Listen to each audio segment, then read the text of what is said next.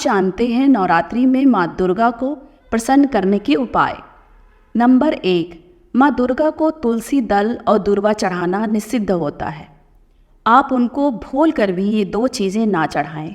Number 2, अपने घर के पूजा स्थान में भगवती दुर्गा, भगवती लक्ष्मी और माँ सरस्वती के चित्रों की स्थापना करके उनको फूलों से सजाकर पूजन करें और नित्य उनके सामने ज्योत जलाएं। नंबर 3, 9 दिनों तक माता का व्रत करें। अगर आपके अंदर शक्ति ना हो तो पहले चौथे और 8वें दिन का उपवास अवश्य करें। माता आपसे प्रसन्न जरूर होगी, माँ भगवती की कृपा जरूर प्राप्त होगी। नंबर 4, 9 दिनों तक घर में माँ दुर्गा के नाम की ज्योत अवश्य जलाएं। नंबर 5, अधिक से अधिक नवार्ण मंत्र हरि क्लीम चामुंडाय विच का जाप अवश्य करें। इससे आपको बेहद लाभ होगा।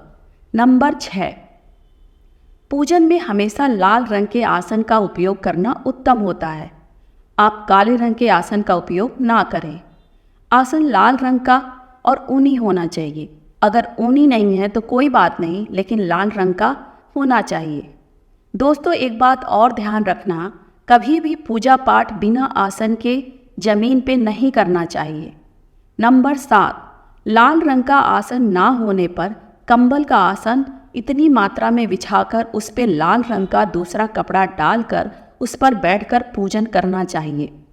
नंबर 8, पूजा पूरी होने के पश्चात आसन को प्रणाम करके लपेटकर सुरक्षित जगह पे रख देना चाहिए और आसन के नीचे की जमीन को स्पर्श करके अपने मस्तक पे लगाना चाहिए।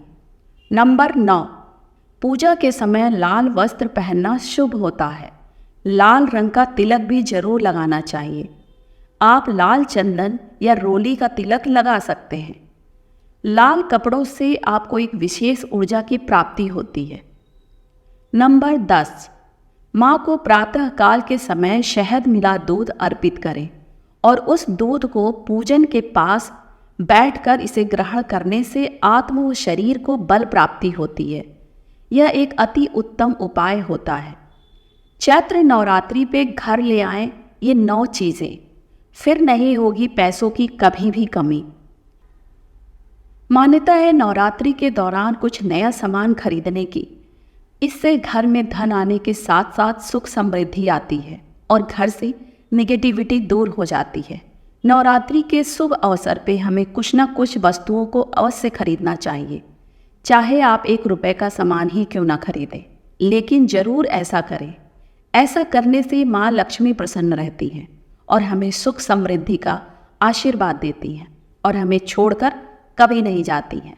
Number 1, property. चैत्र नवरात्रि के अवसर पे कोई नई संपत्ति जैसे कि नया घर, जमीन या कोई दुकान खरीदना शुभ होता है, जिसमें आपको आगे चलकर अत्यधिक लाभ होता है। यदि आप कई महीनों से नई संपत्ति को खरीदने की कोशिश कर रहे हैं तो नवरात्रों में अवश्य ही खरीद लें। नवरात्रि का समय सबसे शुभ होता है। नंबर 2, धातु की मूर्ति। चैत्र नवरात्रि में अपने इष्ट देव की मूर्ति खरीदने और इसे मंदिर में स्थापित करने से आपको उनका असीम आशीर्वाद प्राप्त होता है।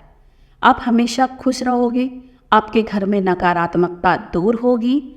आप अपनी क्षमता के अनुसार सोने, चांदी और पीतल की मूर्ति भी खरीद सकते हैं। यदि आप इन्हें खरीदने में सक्षम नहीं हैं तो आप धातु की मूर्तियां खरीद सकते हैं, लेकिन ये नवरात्रि में अवश्य खरीदें। नंबर 3, वाहन। नया वाहन लेने के लिए चैत्र नवरात्रि का समय बहुत उपयुक्त होता है। ऐसी मान्यता है कि इस समय लिए गए वाहन आपका लंबे समय तक साथ देता है और जल्दी जल्दी खराब भी नहीं होता। नंबर 4, श्रृंगार का सामान। चैत्र नवरात्रि के समय श्रृंगार का सामान भी अवश्य खरीदें और आप चाहो तो कन्या पूजन में श्रृंगार का सामान कन्याओं को दे भी सकते हैं। इससे माँ दुर्गा प्रसन्न होती हैं और हमें सौभाग्य का आशीर्वाद देती हैं। श्रृंगार का सामान आपके सौभाग्य में वृद्धि करता है, साथ ही आपको रूपवान बनाने में भी मदद करता है। मान्यता है कि महिलाएं इस दौरान श्रृंगार की चीज़ों को माँ दुर्गा को अर्पित करके उसे उपयोग करें तो माँ का आशीर्वाद जीवन भर बना रहता है। दोस्तों, ये तमाम जानकारी जन रुचि को ध्यान में रखकर दी जा रही है। ज्योतिष और धर्म के उपाय और सलाहों को अपनी आस्था और विश्वास पर ही आजमाएं।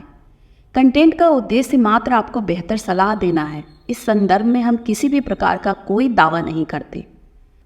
तो आज की वीडियो में बस इतना ही। हमारे द्वारा दी गई शास्त्रों के अनुसार जानकारी अगर आपको अच्छी लगी हो तो वीडियो को लाइक, मेरे चैनल को सब्सक्राइब करें और कमेंट बॉक्स में जय माता दी अवश्य लिखें। धन्यवाद। आपका दिन शुभ और मंगलमय हो।